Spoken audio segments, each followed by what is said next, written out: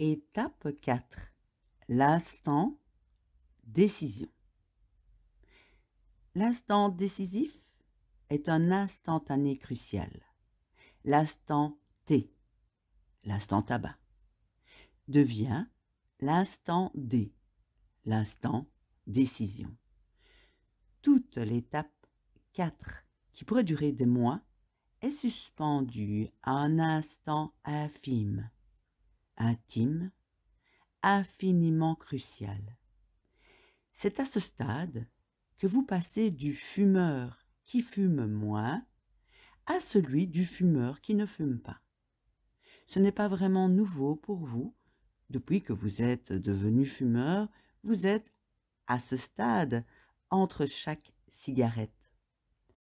Un fumeur, est-il fumeur au moment où il fume? Ou bien est-ce un état qui le qualifie indépendamment de son activité en temps réel? Nous avons déjà abordé cette question et nous allons rester sur l'instant présent. Avez-vous vu le film en 2 parties d'Alain Resnais de 1993, Smoking, suivi de No Smoking? Première partie, Smoking, un village du Yorkshire. Celia Tesdal, femme du directeur de l'école, fait le ménage d'un printemps dans son cottage. Lors d'une pause, sur la terrasse, elle hésite. Puis, prend une cigarette. Arrive alors Lionel Eplowick. Deuxième partie, No Smoking, un village du Yorkshire. Celia Tesdal, femme du directeur de l'école, fait le ménage dans son cottage. Lors d'une pause sur la terrasse, elle hésite à prendre une cigarette. Elle s'abstient et rentre. Arrive alors Miles Cobbs. Le présent vacille en un instant, celui d'une infime décision, et le futur s'ouvre sur de nouvelles perspectives. La vie des personnages est aiguillée vers d'autres voies. C'est l'exemple type du film à fins multiples qui a souvent intéressé les réalisateurs. Cet exemple s'applique à l'étape que nous abordons ici et portons au-delà du titre du film. Il n'y a qu'une seule chose qui peut interrompre l'état de fumeur qui ne fume pas, c'est une seule petite cigarette. La prochaine. Un minuscule gramme de tabac et vous changez de statut. Un instant minuscule et la décision vacille. Vous coupez le ruban tenu qui maintient le présent et vous inaugurez un nouvel état de fumeur qui fume. Décision et ciseaux ont la même origine étymologique. Nous abordons les décisions plurielles qui ponctuent la vie du fumeur. Chaque cigarette est précédée d'une décision consciente ou non. Nous allons intégrer cette décision dans la reprogrammation. Et nous allons le faire pas à pas. Un tout petit instant. L'instant D, l'instant décision. Et vous vous retrouvez avec une cigarette à la main et vous avez l'envie, le besoin, le désir irrépressible de la fumer. La présence de la cigarette entre les doigts, consciente ou non, va devenir le déclencheur d'un nouveau processus à rajouter à celui de la désensibilisation. Vous n'aurez pas encore à décider pour le futur et à devenir le fumeur qui ne fume plus. Ça, c'est pour plus tard. C'est à chaque cigarette que la décision est importante. Pas à pas. Sinon, vous risquez de retourner au plus en plus. C'est de cette cigarette-là, uniquement, dont vous allez vous occuper maintenant. L'important est dans le maintenant. Vous tenez en main la clé de la réussite à cet instant précis. C'est bien ce que maintenant veut dire, avoir en main. La cigarette en main, vous pouvez décider si vous la fumez ou non. C'est par une seule cigarette que vous êtes devenu fumeur. C'est aussi cette seule cigarette qui vous sépare de votre objectif de ne plus fumer. Nous allons donc intercaler une ligne de code informatique supplémentaire dans votre programmation vers la dédépendance. À ce stade, et pour la première fois, c'est une décision concernant la cigarette qui va intervenir. Jusqu'à présent, les décisions ne concernaient que celles destinées à pratiquer les exercices. Elles ne concernaient pas directement l'acte de fumer, mais celui de respirer selon un protocole et à des moments précis. À aucun moment, jusqu'à présent, vous n'avez eu à vous interdire de fumer. C'était même fortement déconseillé. Vous êtes toujours un fumeur.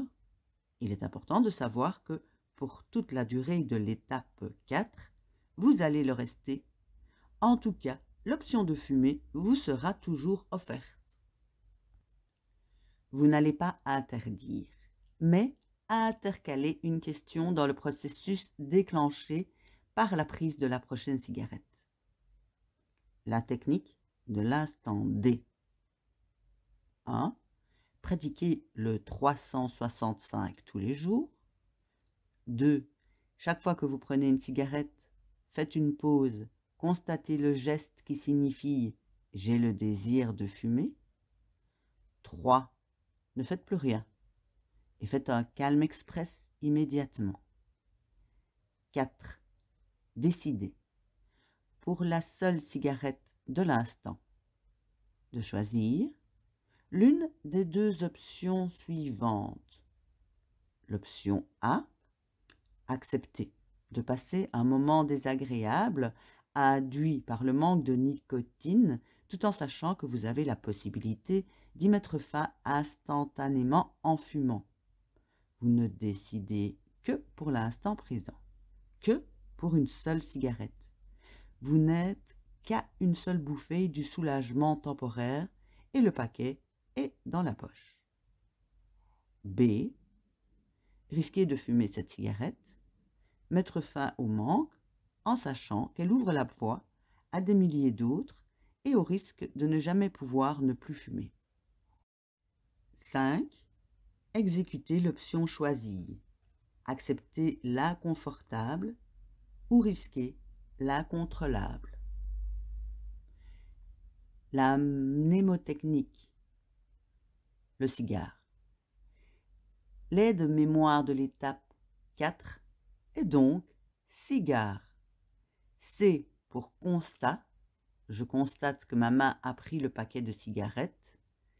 I pour intercaler. Je vais intercaler la respiration pendant 1 minute. G pour geste. Avant le geste, j'ai le choix entre les deux options suivantes.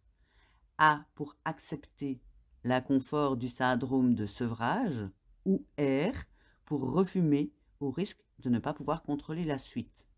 E pour exécuter la décision en pleine conscience et en toute liberté. Les explications pas à pas. Pratiquer le 365 et faire précéder chaque cigarette d'un calme express. Les 3 premières instructions de l'étape 3 sont toujours d'actualité, comme les 3 premières lettres de la mnémotechnique CIG. Immédiatement, entre le calme express et la cigarette, qui devait être enchaînée lors de l'étape 3, vous allez insérer une nouvelle ligne de code sous la forme d'un choix à 2 options. Ce choix est une décision qui n'engage que la seule cigarette que vous venez de prendre en main. C'est une décision maintenante qui s'applique au présent exclusivement. Nous sommes au cœur de la méthode, c'est l'étape finale qui peut vous amener à la réalisation de votre souhait de devenir un fumeur qui décidément ne fume plus. Il est moins question de volonté que d'un nouvel état d'esprit et d'un changement de votre mode de pensée par rapport à la cigarette. Vous allez intercaler une décision sous forme d'une acceptation consciente et volontaire d'un risque ou d'un autre. Choix A. Le risque accepté de passer quelques heures difficiles à cause du syndrome de sevrage à la nicotine. Vous avez toutes les armes pour passer au travers en beaucoup moins de temps que vous ne le pensez.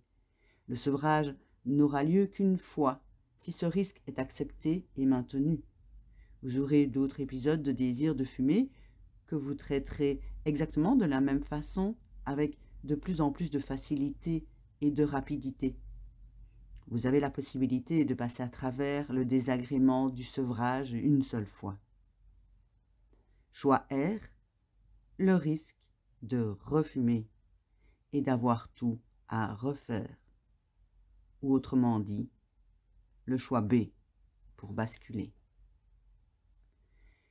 Les principes de l'instant D.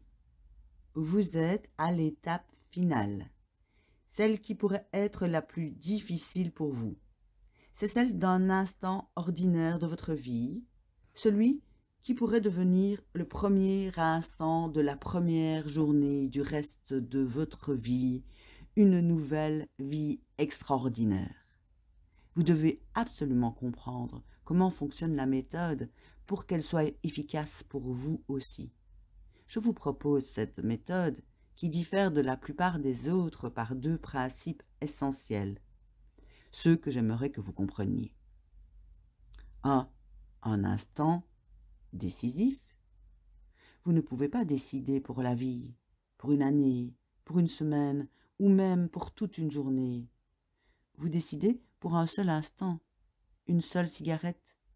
Cette décision ne vous engage que pour la minute ou les quelques minutes qui suivent.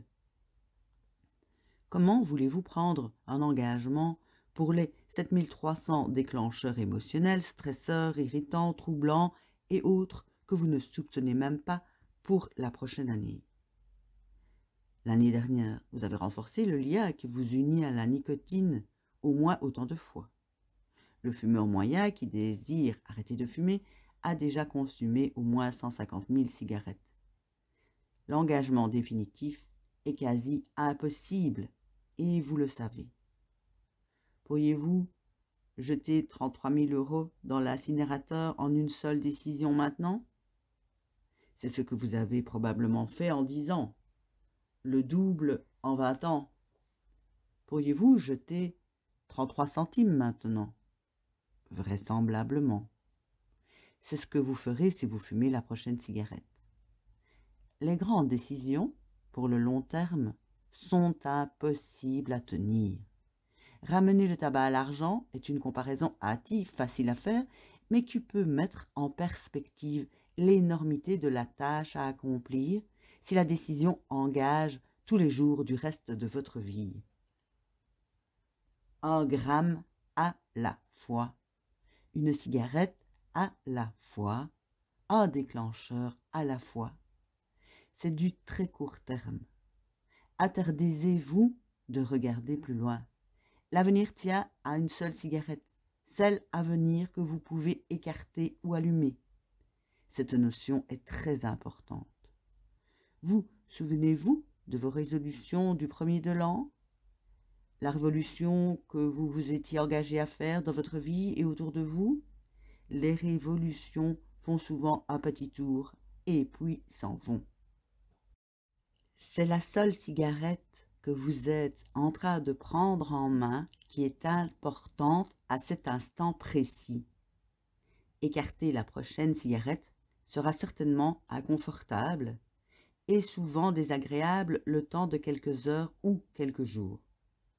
Accepter cet inconfort et le côté pénible est une étape cruciale, mais qui pourrait n'être franchie qu'une seule fois et ultime fois dans votre vie si toute la préparation des étapes précédentes a été mise en place. Allumez la prochaine cigarette et vous rallumerez le conflit entre vous et la nicotine. Vous êtes libre de le faire. Accepter les effets du retrait de la nicotine, le sevrage. Connaître les effets, en connaître leur durée prévisible, décider de les subir sans chercher à les fuir, à détourner l'attention ou à masquer les signes, est un autre principe de la méthode. Ce ne sera pas plus facile demain, le mois prochain ou l'année prochaine. La sévérité et la durée du sevrage dépendent du nombre total de cigarettes consumées dans votre vie. Si vous attendez le 31 décembre prochain, ou l'année prochaine, ou même le mois prochain, ces symptômes seront encore plus désagréables. Point 2. Un instant réversible. L'option refumer doit toujours être présente. Vous ne vous interdisez rien. Vous intercalez une question ouverte. Vais-je allumer cette cigarette ou vais-je l'écarter? Vous n'êtes qu'à une bouffée du retour à la vie que vous menez depuis des années. Décider d'avoir l'option refumer ne veut pas dire que vous fumerez forcément. C'est juste que c'est bon de le savoir et de se le dire.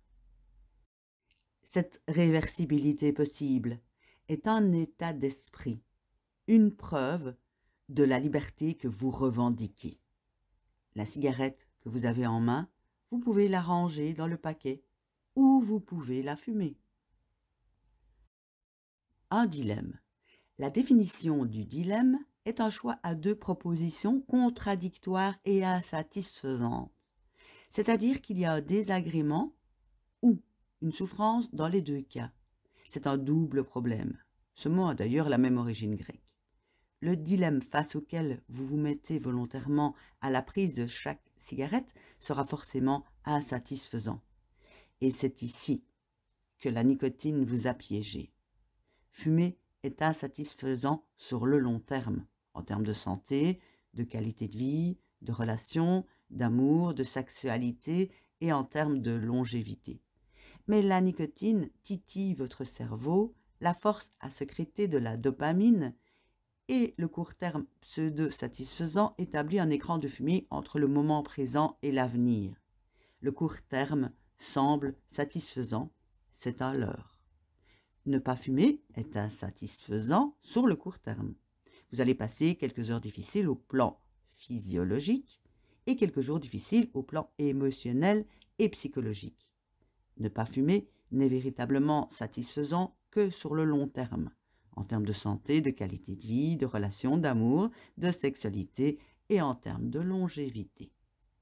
Accepter seulement de faire face à l'inconfort passager est très relatif, est la seule décision que vous avez à prendre. L'autre option, celle de refumer, est un évitement renforcé par la satisfaction instantanée de quelques secondes et de 2 ou 3 premières bouffées de la prochaine cigarette. Concentrez-vous sur la décision à chaque cigarette. Ne pensez ni aux dernières, ni au futur. C'est une cigarette qui vous sépare de la liberté. Cette cigarette, vous l'avez en main, comme votre destinée de fumeur qui ne fume pas. Si vous la fumez, vous êtes toujours dans la course. La décision se renouvellera dans 1 heure ou 2, dans un jour, dans une semaine. Laissez faire la désensibilisation en marche. Ne vous découragez pas. Soyez honnête avec vous-même, soyez juste, soyez tolérant, soyez patient, soyez aimant. Il n'y a pas une seule émotion négative qui soit favorable aux fumeurs. L'honnêteté, la justice, la tolérance, la patience et l'amour sont récompensés par des bouffées d'ocytocine, de sérotonine, de dopamine, des neurotransmetteurs qui vous mettent sur la bonne voie et vous dirigent en renforçant vos gestes. Comment ça marche? La décision de l'étape 4 est un accélérateur pour la phase 3. Elle pourrait être appelée phase 3+, ou super 3. Je ne veux pas que cette décision vous cause problème. Le principe général de la méthode demeure la désensibilisation de l'étape 3. Vous allez osciller entre les deux étapes pendant quelques jours ou plutôt quelques semaines. Ce n'est pas grave. Ce qui serait grave, ce serait d'abandonner maintenant en si bon chemin. En limitant la décision à une seule cigarette et aux quelques heures qui suivent, en acceptant ou en refusant les conséquences à très court terme, vous vous priverez de beaucoup d'angoisse et de crainte. Un pas à la fois, 1 gramme de nicotine à la fois. N'oubliez pas de vous féliciter chaque fois que vous remettez la cigarette dans le paquet. La reconnaissance, les félicitations et la gratitude sont de très puissants renforçateurs de dopamine, ce neurotransmetteur dont vous avez donné les clés à l'ami nicotine. Rompez cette relation en douceur. C'est un ami qui ne vous veut pas du bien. Les câbles qui vous retiennent peuvent être sectionnés un bras à la fois, une cigarette à la fois. Chaque cigarette rangée est une énorme victoire. Validation de l'étape 4. Vous le saurez, vous serez fiers. Il n'y aura pas d'explosion de joie, de feux d'artifice ou de fête. L'extinction des feux se sera faite dans la douceur, dans l'intimité, dans la patience. Vous n'aurez juste plus envie de fumer et vous vous réveillerez un jour, fumeur qui ne fume plus. Était-ce un cauchemar, un mauvais rêve? Vous l'avez échappé belle.